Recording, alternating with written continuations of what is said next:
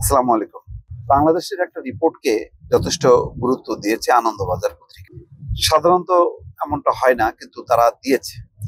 এটা হচ্ছে গুম কমিশন তাদের যে রিপোর্টে কিছু বিষয় উল্লেখ করেছে, যে তাদের যে বন্দিশালা, সেই বন্দিশালার নামকরণ করা হতো ক্লিনিক এবং হাসপাতাল নামে, এবং এটা হচ্ছে সাংকেতিক নাম। আসলে হচ্ছে এটা আহ, বন্দিশালা। তো সেই আহ, কথা, সেই রিপোর্টটি তারা গুরুত্ব সহকারে প্রকাশ করেছে। বলা হচ্ছে বাংলাদেশের গুম তদন্তের রিপোর্টে গোপন বন্দিশালার বিষয়ে আরো নতুন তথ্য প্রকাশ করা হয়েছে। রিপোর্টে দাবি করা হয়েছে এই গোপন বন্দিশালাগুলোর সাংকেতিক নাম ছিল, পরিচালনার দায়িত্ব ছিল মূলত বাংলাদেশের পুলিশের র্যাবই এই কাজগুলো করতো, এবং বিভিন্ন রিপোর্টে এর আগেও এসছে। বাংলাদেশের গুম সংক্রান্ত তদন্ত কমিশনের রিপোর্টে উঠে এসছে গোপন বন্দিশালার সাংকেতিক নাম। বাংলাদেশের সাবেক প্রধানমন্ত্রী শেখ হাসিনার জামানায় কাউকে গুম করার পরে এই গোপন বন্দিশালাগুলোতে আটক রাখা হতো বলে অভিযোগ। তদন্ত কমিশনের সাম্প্রতিক রিপোর্টে এমন দুটি বন্দিশালার তথ্য উঠে এসছে, সেগুলোর সাংকেতিক নাম ছিল হাসপাতাল এবং ক্লিনিক। এই দুটি গোপন বন্দিশালা কোথায় ছিল তাও গুম কমিশনের রিপোর্টে উল্লেখ করা হয়েছে। প্রথম আলোর যে সংবাদ অনুসারে দুটি গোপন বন্দিশালা পরিচালনার দায়িত্বে ছিল বাংলাদেশ পুলিশের র্যাপিড অ্যাকশন ব্যাটালিয়নের গোয়েন্দা শাখা। ঢাকা উত্তরা র্যাব একের কার্যালয়ের চত্বরে টাস্কফোর্স ফর ইন্টারোগেশন সেল হিসেবে পরিচিত বন্দিশালাটির সাংকেতিক নাম ছিল হাসপাতাল।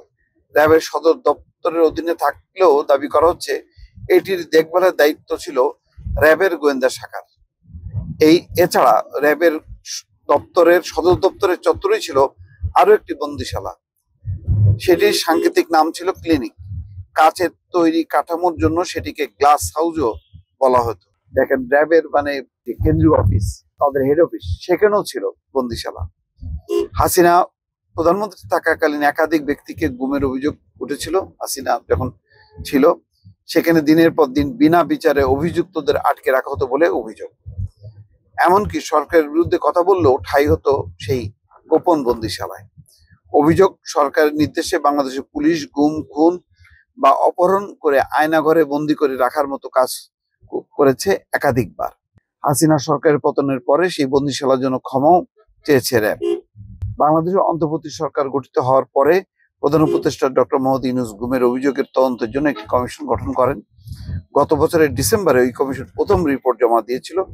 ওই রিপোর্ট অনুসারে তদন্তে আয়না ঘরে মানুষকে গুম করার নেপথ্যে হাসিনার যোগ পেয়েছে কমিশন। পাশাপাশি র্যাবের বিলুপ্তিরও প্রস্তাব দিয়েছিল গুম বিষয়ক তদন্ত কমিশন। গত 4 জুন গুম তদন্ত কমিশনের দ্বিতীয় রিপোর্ট জমা পড়ে ইউনূসের কাছে। রিপোর্টটি হাতে পেয়ে প্রাথমিক প্রতিক্রিয়ায় ইউনূস বলেছিলেন, কি ভয়াবহ এক একটি ঘটনা। আমাদের সমাজের ভদ্রলোকেরা, আমাদেরই আত্মীয় পরিজনেরা এই ঘটনাগুলি ঘটিয়েছেন। দাবি করা হচ্ছে দ্বিতীয় অন্তর্বর্তী সরকার রিপোর্টটিতে দুটি গোপন বন্দিশালার সাংকেতিক নাম উল্লেখ করা হয়েছে।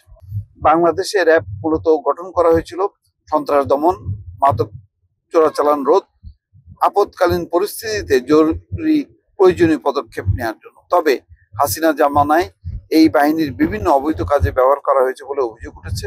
গুপ্ত হত্যা সহ মিথ্যা মামলায় ফাঁসানো, অবৈধভাবে আটক, বিরোধী দমন। আসলে এটা ব্যাপক, শুধু র্যাব না, যতগুলো মানে যেমন ডিজিএফআই, তারপরে এনএসআই, পুলিশের এসবি, ডিবি, তারপরে আরো যে সমস্ত তাদের সংস্থা ছিল, সবগুলো সংস্থার হাতে কোনো না কোনো এক বা একাধিক এরকম গোপন বন্দিশালায় আটক করা হতো, এবং এইভাবেই বছরের পর বছর তারা চালিয়ে গেছে। কোনো রকম জবাবদিহিতা নাই। সকল রাষ্ট্রীয় সংস্থাগুলোকে শেখ হাসিনা নির্বিচারে বিরোধীদের বিরুদ্ধে ব্যবহার করেছে। আর ওই সমস্ত সংস্থার লোকজন, তারাও এই সুযোগে তাদের মতন করে তারাও আবার বেশ ব্যবসায়ী, যাদের কাছে টাকা পয়সা আছে তাদেরকে আটক করে তাদের সম্পদ কেড়ে নিয়েছে, টাকা পয়সা কেড়ে নিয়েছে। এই কর্মকাণ্ডগুলো চলেছে, এবং এইগুলো একেবারে শেখ হাসিনার প্রত্যক্ষ মদদে, প্রশ্রয়ে এই ব্যাপারে কোনো রকম সন্দেহ নেই। তো সেই খবরটা আনন্দবাজার পত্রিকাও উঠে এসছে যে র্যাবের হেড অফিসের ভেতরেই বা পাশেই ওই চত্বরেই ক্লিনিক হাসপাতাল নামে সে বন্দিশালা এবং র্যাবের গোয়েন্দা শাখা সেটা পরিচালনা করত। এমন ভাবে সাজানো ছিল, শেখ হাসিনা কখনো কল্পনাও করতে পারেন যে তাকে ক্ষমতাচ্যুত হইতে হবে, কারণ সমস্ত ব্যাপী একেবারে এমন জালের মতন বিছানো ছিল সবকিছু। সেই জাল ছিন্ন করেছে ছাত্র জনতা দর্শক। ভালো থাকবেন, আল্লাহ হাফেজ।